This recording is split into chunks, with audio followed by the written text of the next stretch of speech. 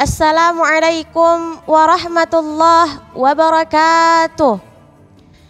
Innal hamdalillahi nahmaduhu wa nasta'inuhu wa nastaghfiruh wa na'udzu billahi min syururi anfusina wa min sayyiati a'malina. May yahdihillahu fala mudhillalah wa may yudlilhu fala hadiyalah. Asyhadu an la ilaha illallah wa asyhadu anna Muhammadan abduhu wa rasuluh. La rasula nabiyya ba'dah, amma ba'du. Qala Allah Ta'ala fil Qur'anil Karim ba'da na'udzu billahi minasyaitonir rajim. Bismillahirrahmanirrahim. Ya ayyuhalladzina amanu taqullaha haqqa tuqatih wa la tamutunna illa wa antum muslimun. Wa qala aidan Rabbi shrah li sadri wa yassir li amri wahlul 'uqdatam min lisani yafqahu qawli. Pertama dan terutama sekali, marilah kita aturkan puji dan syukur kita atas kehadirat Allah Subhanahu wa taala yang telah menciptakan langit tanpa tiang, bumi tanpa hamparan. Di bawah kekuasaannya, sambutlah salam beserta salawat kepada Rasulullah sallallahu alaihi wasallam yang mana telah menghantarkan kita dari zaman jahiliyah hingga zaman yang berilmu seperti yang kita rasakan pada saat sekarang ini. Baiklah, saya di sini akan menyampaikan sebuah syarahan. Saya akan memberikan judul tentang ketauladanan Rasulullah. Rasulullah adalah Nabi Muhammad SAW, seorang lelaki yang diutus oleh Allah untuk menyampaikan ajaran-ajaran Islam sebagaimana yang telah dilakukan oleh nabi-nabi terdahulu. Nabi Muhammad SAW ini adalah seorang nabi yang paling dicintai Allah, seorang nabi yang disebut dengan kekasih Allah, dan di mana akhlak beliau adalah akhlak Al-Quran, sehingga tidak ragu lagi dan tidak patut untuk kita menghina ataupun mencaci Rasulullah, dikarenakan Rasulullah ini akhlaknya begitu mulia. Sesuai dengan firman Allah dalam surah Al-Ahzab ayat 21 yang berbunyi, A'udzu billahi minasyaitonir rajim. Bismillahirrahmanirrahim. Laqad kana lakum fi Rasulillahi uswatun hasanah liman kana yarjullah wal yawmal akhirah wa dzakarallaha katsira. Yang artinya, sungguh, laqad kana, sungguh telah ada pada diri Rasulullah itu suri tauladan yang baik bagimu, yaitu orang-orang yang mengharapkan rahmat Allah, menantikan kedatangan hari kiamat, dan mengingat nama Allah. Dari ayat tersebut jelaslah bahwasannya Rasulullah SAW itu adalah seorang suri tauladan yang patut kita idolakan. Tidak dengan artis-artis ataupun idola-idola yang mungkin sungguh tidak patut untuk dicontoh, apalagi dengan budaya ataupun gaya kebarat-baratannya. Jika kita sudah memiliki nabi yang memang akhlaknya seperti Al-Quran, untuk apa kita mengidolakan artis-artis yang lain, sedangkan Nabi Muhammad SAW sudah menjadi suri tauladan bagi kita. Dan dari ayat tersebut ada 3 hal yang patut kita ambil untuk menjadikan kita sebagai orang yang beriman, yang selalu mentaati perintah Allah. Yang pertama adalah orang-orang yang mengharapkan rahmat Allah. Di mana orang-orang yang mengharapkan rahmat Allah ini adalah orang-orang yang selalu meminta keridhaan Allah, ikhlas akan segala hal, selalu mengharapkan ridha Allah dimanapun dan kapanpun. Dimanapun ia berada, ia selalu mengharapkan rahmat Allah, tidak meminta imbalan ataupun tidak untuk dipuji-puji.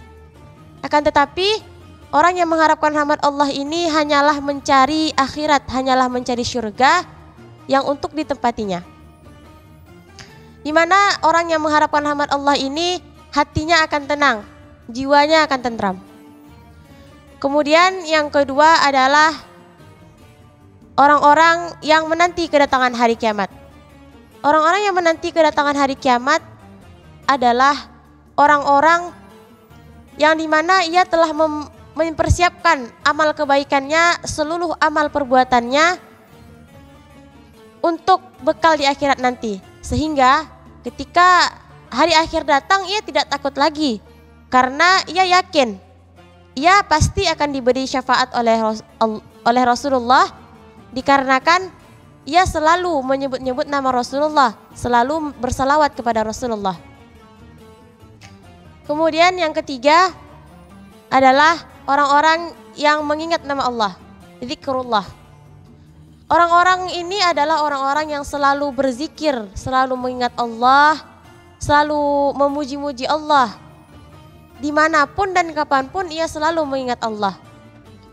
Tidak ada tempat yang membatasinya untuk tidak mengingat Allah. Di mana orang-orang yang selalu mengingat Allah ini, ia tidak akan pernah gelisah. Karena apa? Barang siapa yang bersandar kepada Allah, barang siapa yang menyandarkan dirinya kepada Allah, menyerahkan dirinya kepada Allah, bertawakal kepada Allah, sungguh dimanapun ia berada, ia akan tetap tenang. Ia yakin bahwasannya Allah selalu menolongnya, selalu membantunya. Nah, orang-orang inilah yang bisa kita jadikan suri tauladan dan harus kita patut tauladani. Karena Rasulullah sesuai dengan Al-Quran tadi, surah Al-Ahzab ayat 21. Hadirin wal hadirat rahimakumullah. Ada sebuah kisah yang menceritakan kemuliaan Rasulullah, kelembutan hati Rasulullah. Yaitu pada suatu hari Rasulullah SAW duduk di bawah batang pohon kurma. Kemudian Rasulullah beristirahat. Lalu tiba-tiba datang seorang kafir Quraisy menghunuskan pedang kepada Rasulullah seraya berkata, "Wahai Muhammad, siapakah yang akan menolongmu?" Rasulullah dengan penuh keimanan dan ketakwaannya kepada Allah, dengan penuh kepercayaan dirinya, ia menjawab, "Allah yang akan menolongku." Dengan tegas, sehingga tangan seorang kafir Quraisy tersebut gemetar dan pedangnya terjatuh. Kemudian Rasulullah mengambilnya. Seraya berkata, "Wahai Daksur, wahai Daksur, siapa yang akan menolongmu?" Orang kafir tersebut tidak menjawab apa-apa dan ia menggelengkan kepala. "Tidak ya Muhammad, kecuali engkau mau menolongku." Kemudian karena Rasulullah adalah akhlaknya seperti Al-Quran dan hatinya sangat lembut, ia memaafkannya, tidak membunuhnya, tidak menghukumnya, akan tetapi ia memaafkannya. Kemudian orang kafir tersebut masuk Islam dikarenakan sifat kemuliaannya Rasulullah.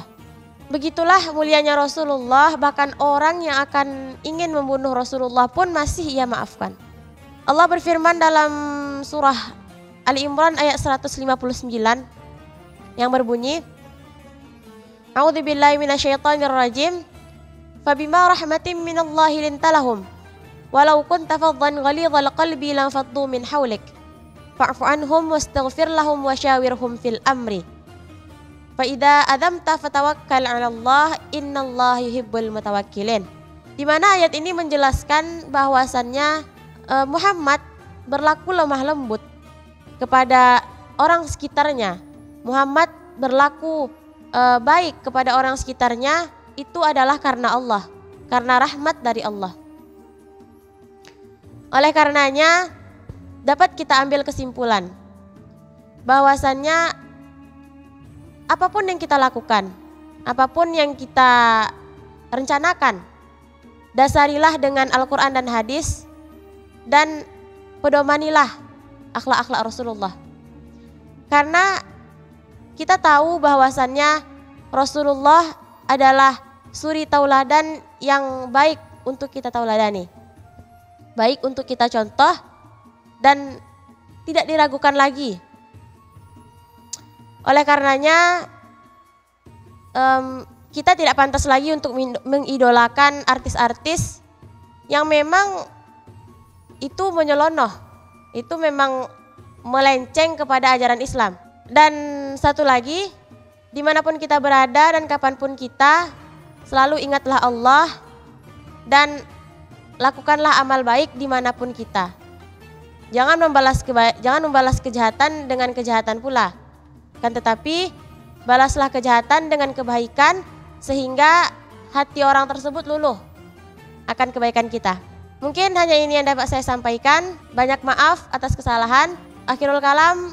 Assalamualaikum warahmatullahi wabarakatuh.